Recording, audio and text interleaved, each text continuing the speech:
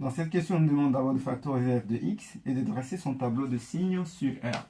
Donc 1, factorisation de f de x. Donc on l'a déjà fait dans les questions précédentes. On a f de x égale à e de 2x moins e de x, ce qui fait e de x fois e de x moins e de x fois 1.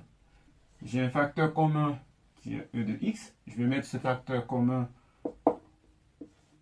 là, ça me fait e de x facteur de e de x moins 1.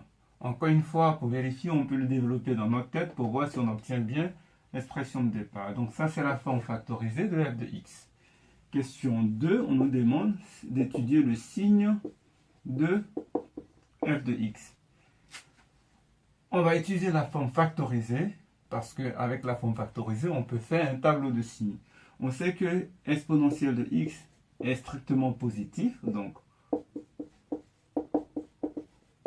il nous reste à étudier le signe de cette expression pour obtenir le signe de f. Donc, pour étudier le signe de cette expression, nous allons résoudre l'inéquation e de x moins 1 plus grand que 0. Nous allons donc déterminer les valeurs de x pour laquelle cette expression est positive. Si nous connaissons les x pour lesquels l'expression est positive, nous pouvons en déduire les x pour lesquels l'expression est négative. Donc ça entraîne donc que l'exponentielle de x est plus grand que 1. Or, 1, c'est égal à l'exponentielle de 0. E de 0 égale à 1. Donc ça équivaut à dire que e de x est plus grand que e de 0.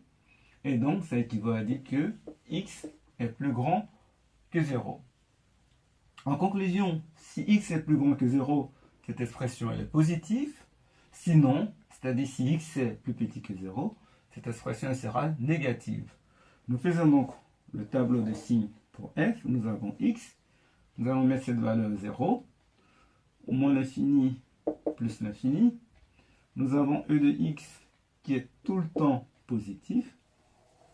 Après, nous mettons e de x moins 1.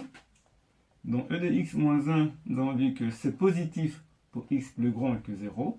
Donc dans cette zone, là, ça vaut 0. Et là, c'est négatif. Donc finalement, on obtient f de x qui sera négatif, nul et positif ici. Donc voilà le tableau de signes de la fonction f demandée.